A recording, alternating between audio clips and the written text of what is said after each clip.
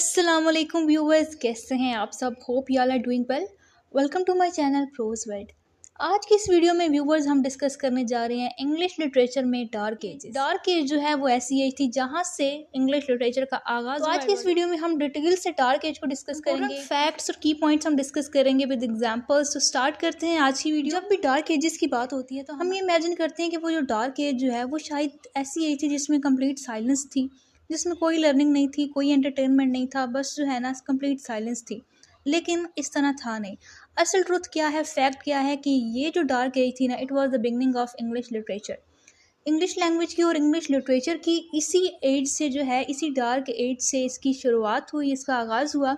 उस टाइम क्या था कि लोगों को ज़्यादा पढ़ना या लिखना तो नहीं आता, लेकिन वो अपनी स्टोरीज़ को ज़रूर शेयर करते थे। वो क्या करते थे कि जो पोइम्स हैं या फिर जितनी भी स्टोरीज़ हैं उनको वो याद करते थे और वो उनको ओरल फॉर्म में, ओरल ट्रेडिशन में सुनाते थे। तो ये जो डार्क एज है, यहाँ से इंग्लिश लिटरेचर स्टार्ट होता है। बहुत इंपॉर्टेंट एज है in the history of English literature. What are dark ages? Dark age जो है इसका टाइम पीरियड 450 टू 1066 एडी तक था। ठीक है, इसको डार्क एज क्यों कहा जाता है? इसको डार्क एज इस वजह से कहा जाता है क्योंकि उस टाइम इतना राइटिंग सिस्टम नहीं था, बहुत कम लिखा गया था, नॉलेज था वो बिल्कुल खत्म हो चुका था, लॉस्ट हो चुका था, क्योंकि उसको प्रिजर्व नहीं किया गया था, बुक्स नहीं थी और बहुत ही कम नॉलेज जो है वो लोगों तक उस टाइम ट्रांसफर हो रहा था। It is called dark because very few books और रिकॉर्ड्स वर रिटन देन। उस टाइम जो है लोगों को लिखना या पढ़ना इतना नहीं आता था, लेकिन स्टिल जो है वो अपनी स्टोरी सुनाते थे। But people still told stories, सैंग poems and share ideas. तो लोग जो हैं वो अपनी स्टोरीज भी सुनाते थे, पोइम्स भी वो गाते थे और अपने आइडियाज़ को शेयर करते थे। कैसे? By oral tradition. लोग जो हैं वो पोइम्स को या फिर सॉन्ग्स को याद कर लेते थे और वो ओरली जो है वो कन्वे करते थे। लोग जो हैं वो इकट्ठे हो जाते थे और फिर वो पोइम्स सुनाते थे, पोइम्स को सिंग करते थे। तो ये सारी चीज़ें थी। सो व्यूअर्स, ये जो डार्क एज है ना, it is the start of English literature. इस डार्क एज से ही इंग्लिश लिटरेचर स्टार्ट हुआ। इसको एंग्लो सैक्सन एज भी कहते हैं। तो जैसे ही इंग्लैंड से जो है वो रोमन्स गए, after Romans left England, Germanic tribes आए। उस टाइम जो है वो ओल्ड इंग्लिश को बोला जाता था। आज उस ओल्ड इंग्लिश को पढ़ें तो हमें ऐसा लगेगा कि वो बिल्कुल डिफरेंट लैंग्वेज थी, क्योंकि अब जो है वो मॉडर्न लैंग्वेज यूज़ होती है और वो बिल्कुल जो है ओल्ड लैंग्वेज से डिफरेंट थी। ये वो टाइम पीरियड था जहाँ से इवोल्यूशन स्टार्ट हुई और इंग्लिश चेंज होते होते ओल्ड इंग्लिश से मिडल इंग्लिश और आज जो हम बोलते हैं मॉडर्न इंग्लिश, उसमें चेंज हुई। ट्राइब्स थे वो एक न्यू लैंग्वेज लेके आए जिसको ओल्ड इंग्लिश कहा जाता था, और ये जो ओल्ड इंग्लिश है, this was the beginning of English literature. English literature जो है वो सबसे पहले ओल्ड इंग्लिश में लिखा जाता था। सो जैसे ही रोमन्स ने इंग्लैंड को छोड़ा और जर्मेनिक ट्राइब्स आए, वो सिर्फ खुद नहीं आए। जैसे ही ग्रुप ऑफ पीपल की माइग्रेशन होती है, सिर्फ वो नहीं आते, उनके साथ उनकी लैंग्वेज भी आती है, उनके बिलीव्स भी आते हैं, उनकी ट्रेडिशन भी आती है। उस टाइम जो है वो लोगों को ज़्यादा लिखना नहीं आता था और ना उनके पास इतनी बुक्स थी। People didn't write books back then.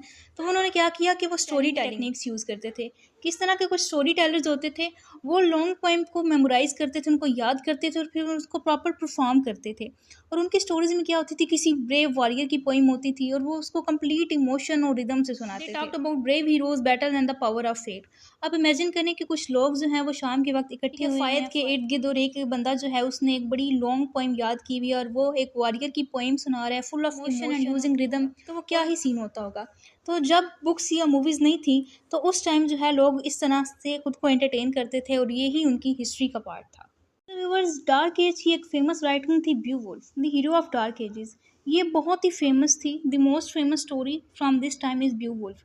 ब्यूवुल्फ जो है वो तकरीबन 3182 वर्सेस में थी और इसके काफ़ी ज़्यादा सेक्शंस बनाए गए थे, क्योंकि ये एक एपिक पोएम थी। पोएम जो वो लॉन्ग नैरेटिव पोएम होती है जिसमें हीरो के एडवेंचर को डिस्कस किया जाता है। एक क्वेश्चन ये है कि इसका राइटर कौन था? ब्यूवुल्फ को किसने लिखा, ये आज तक किसी को राइटर इज अननोन। कुछ लोग कहते हैं कि इसका एक राइटर था और कुछ लोग कहते हैं ग्रुप ऑफ राइटर था जिसने ये पोएम लिखी थी। कुछ का ये कहना है कि इसका राइटर जो है वो क्रिश्चियन मॉन्क था।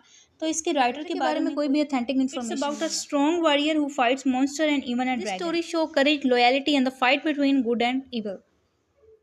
सो व्यूअर्स, उसके बाद क्या हुआ कि जिस तरह क्रिश्चियनिटी स्प्रेड हुई तो इसने चीज़ों को लिखना स्टार्ट कर दिया। Later Christianity spread and the monks begin writing things down. ये एक रिलीजियस लीडर होता है, आप इसको रिलीजियस लीडर कह सकते हैं। क्या किया इन्होंने? न्यू राइटिंग्स में लिखी, रिलीजियस बेस्ड पोएम्स लिखी और उन्होंने पहले जो थी हीरोइक स्टोरीज उनको भी सेव किया, यानी कि उनको भी लिखा। They wrote both religious poem and saved old heroic story. इन्हीं की वजह से आज तक हमारे पास एंशिएंट बुक्स प्रिजर्व्ड हैं और ये जनरेशन बाय जनरेशन ट्रांसफ़र हो रही हैं और ये नॉलेज अभी तक हमारे पास मौजूद है। One famous poem is The Dream of the Root, which talks about the cross of Jesus like a warrior. तो इन्हीं मॉन्क्स की वजह से जिन्होंने फिर चीज़ों को लिखना स्टार्ट कर दिया, इन्हीं की वजह से हमारे पास ब्यूवुल्फ और एक बहुत ही important the dream of the rood वो हम तक पहुंची और अभी तक है। So viewers, next thing is कि उस टाइम में पोइट्री लिखी कैसी जाती थी। तो डार्क एज की जो पोइट्री थी उसका एक स्पेसिफिक स्टाइल था। सो उस टाइम में लिटरेशन और सिजुरा के एलिमेंट्स को यूज किया जाता था। Consonant sound, word starting with the same sound like bold and brave. And caesura में क्या होता था कि pause in the middle of line होती थी, उसके मिडल में पाज आता था, उसके बाद जो है वो नेक्स्ट लाइन कंटिन्यू होती थी। इसके अलावा कैनिंग्स भी यूज होती थी जिसमें वर्ड पजल होती है, जिस तरह bone house instead of human body, यानी कि ह्यूमन बॉडी को वो इस तरह से एड्रेस करते थे like bone house. Sky candle को स्काई और वेल रोड को वो यूज करते थे instead of C.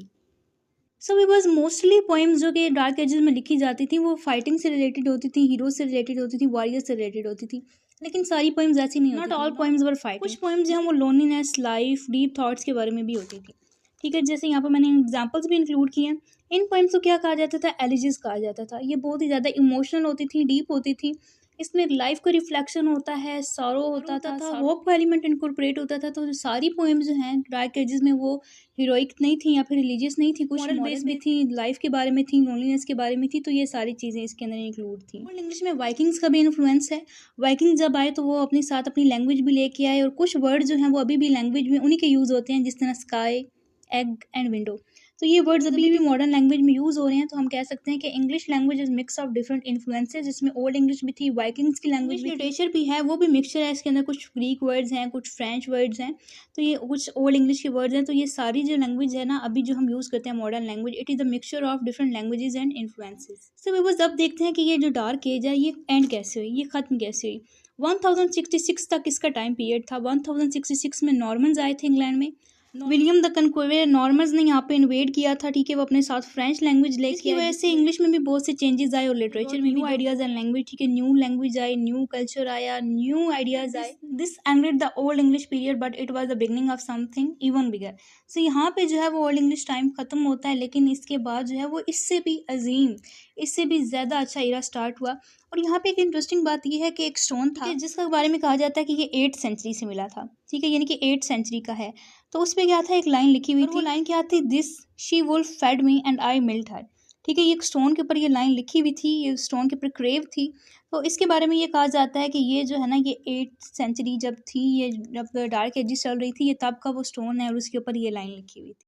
And viewer, ये सारी डिस्कशन को अगर हम कंक्लूड करें तो हम ये कह सकते हैं कि डार्क एजेस जो थी वो डार्क नहीं थी। मतलब जैसे हमें लगता है कि वो बहुत ही डार्क थी, उसमें कोई सिविलाइजेशन नहीं थी, उसमें कोई लर्निंग नहीं थी, तो वो ऐसा नहीं, लर्निंग थी। They were full of brave stories and sad poems and the first step of English literature. उसमें भी सैड पोएम्स थी, ब्रेव स्टोरीज थी और लोगों ने लिखना स्टार्ट किया और बहुत सी बुक्स लिखी गई, बहुत सी बुक्स प्रिजर्व की गई और ये जो था फर्स्ट स्टेप था टुवर्ड इंग्लिश लिटरेचर।